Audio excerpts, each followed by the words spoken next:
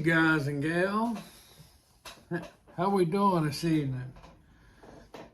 I was doing fantastic until I just dropped my jig head. Hold on just a second. Look at here. Sorry about that, man. Sorry about that. Hey, look, I wanted to go over a little bit of the painting process. It's something that I don't talk about a lot, and it's a very big deal. A lot of times we stay up, oh my Lord, guys, to all hours of the night painting. And there's nothing that chaps my hide worse than you fishing around a bridge or some pylons or docks or whatever, and you cast 8 or 10 times and you hit the dock, you hit some rocks, whatever, and man, you pull up and you look at your jig and the daggum paint's gone. I cannot stand that, y'all. Look, so we're gonna go over the process of painting, right? Okay. You gotta bear with me because I'm going to turn this camera. It's on a tripod.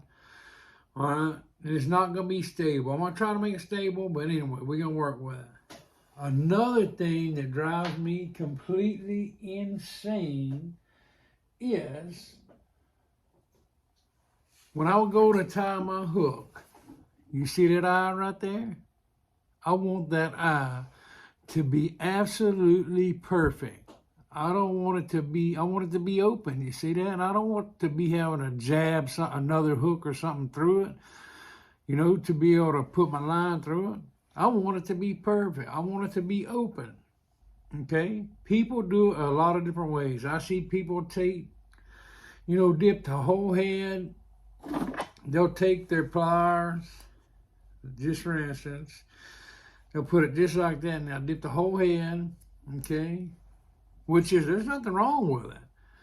Then they'll take them, after they get it dipped, you know, they'll kind of poke it out, a toothpick or a set of picks or whatever. Anyway, that works perfect too, y'all. But I do so many heads, so many, man. And when I get to painting, I get in a groove. And it's hard to slow down, and I've tried to come up with ways, you know, to make it faster. So anyway, guys and gals, I'm going to show you the way that I do it. Also, look, once you start dipping, once you start painting, your pliers are going to get caked up. Okay, you'll see that. Look at that. That's all Pro Tec paint, okay? You don't want that. You want them pliers to be clean. Get yourself a 99-cent knife, a 50-cent knife. You see it at a garage sale or a thrift store or whatever, get that sucker. When you get through painting, all right, just run that sucker over there. Run it over there. Get all that excess old paint off, y'all. Because if you don't, my next little trick will never work, all right? And you want a nice, clean eye. Open them pliers up. Yeah, it's going to sound funny, but run it through there. Run it through there, all right? Get all that old paint off.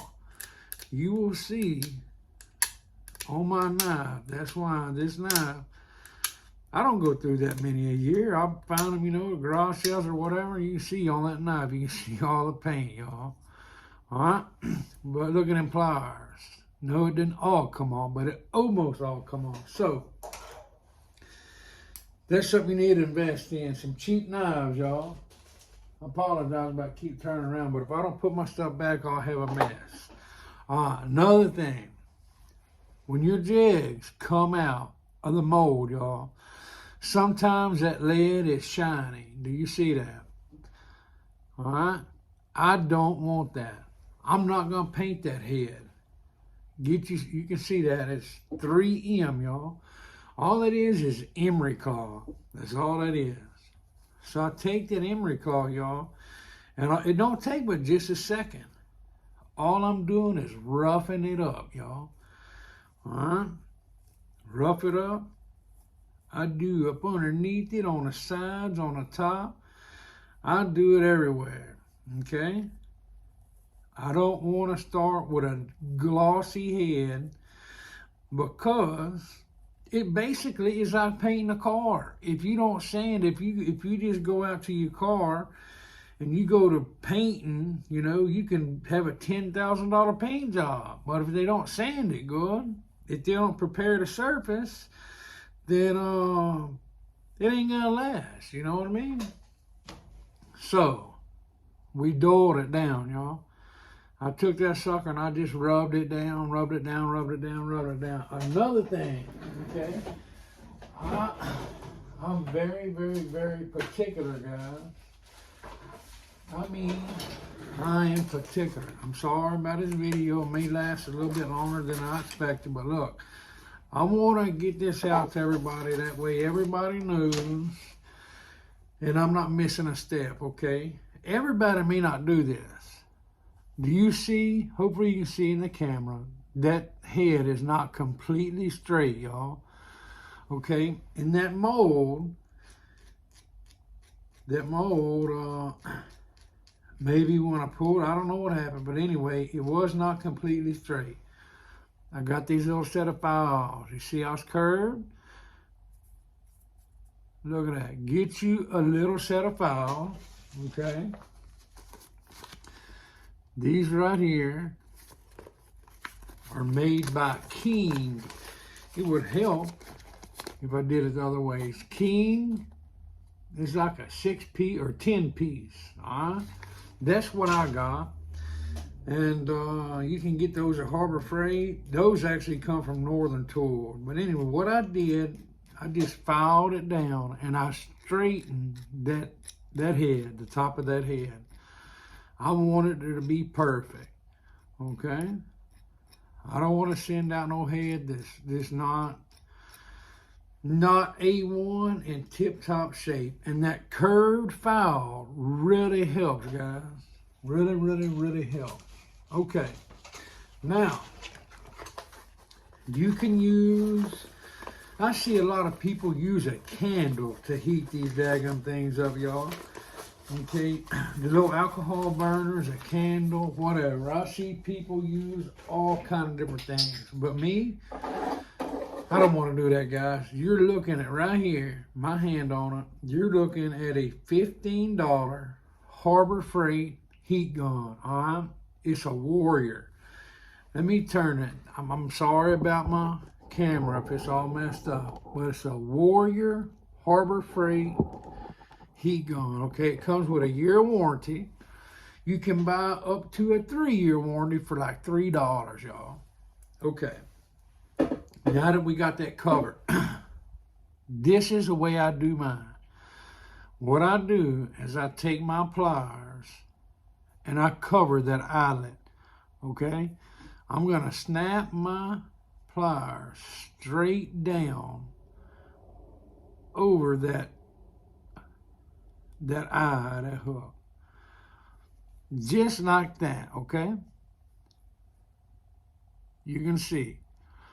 All right, now, it's going to be a little noisy, guys and gals, but I want y'all to get a full experience. That way y'all know, start to finish, how to paint. Here we go. We're going to let our heat gun heat up for a minute. The heat gun has 2 settings. Has a high and a low, okay? We're going to let it heat up for about 10 seconds. Depending on the size of your head, that's how long you're going to hold it against the heat. The smaller the head, the less time you're going to hold it against that. Okay? This is a 16th ounce head, okay? I want it to, I'm sorry, it's a 1/8 head. Sorry, I lied. That's a 16. Sorry. Anyway, so on a 1/8 head, I hold that bad boy down for about 5 seconds on each side, meaning flip it around. I always use Pro Tec paint. Make sure you shake it up real good, y'all. Okay?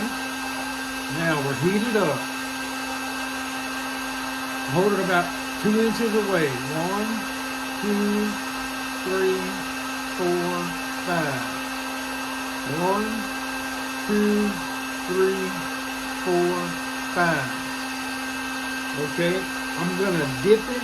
All I'm doing is dipping it in. Okay? It ain't gonna hurt if you get some on the shank of the hook. That's not hurt nothing at all.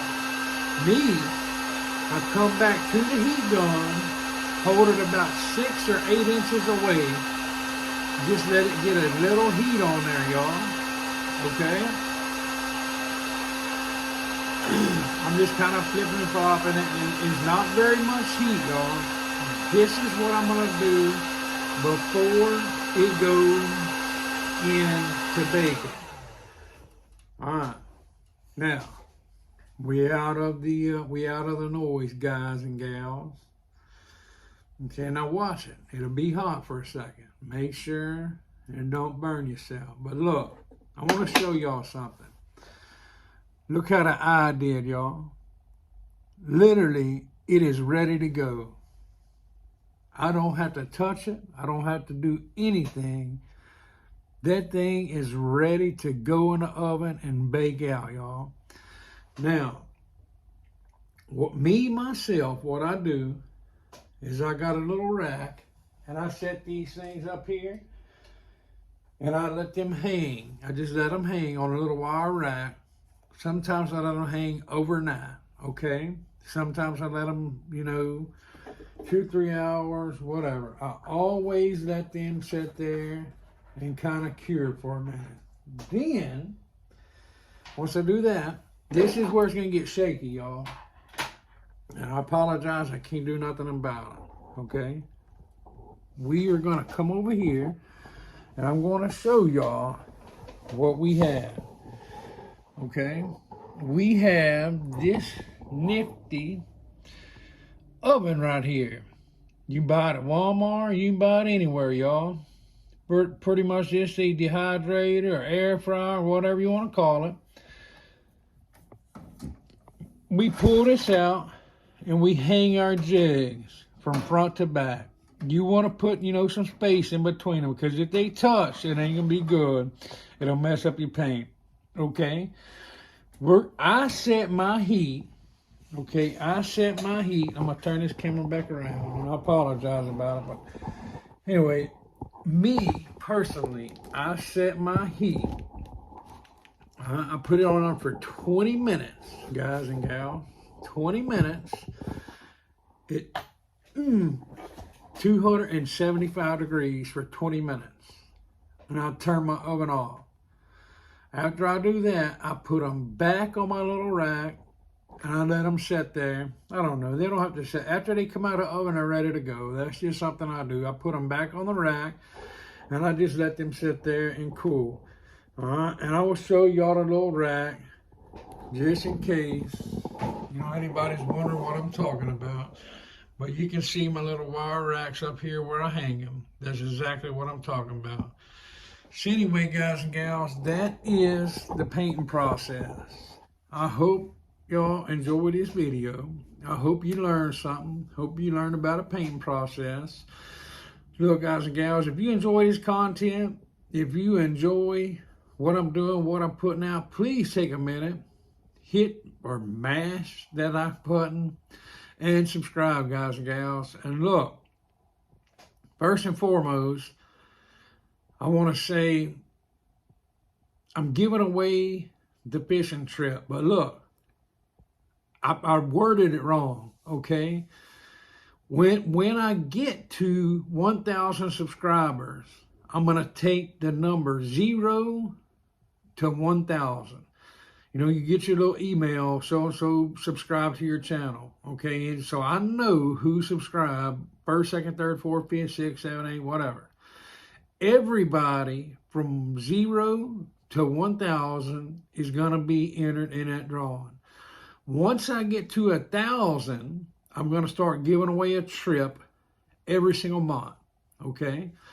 Once I do the trip, once I get to 1,000, we'll draw, okay? We're going to put 0 to 1,000, pull numbers, whatever number wins, okay? Then once a month, I'm going to do a free guided trip for 6 people, okay? That's just going to be the deal. Guys and gals, I appreciate it. God bless each and every one of y'all. And we will see y'all next time. Hope y'all enjoyed it now. Have a good one.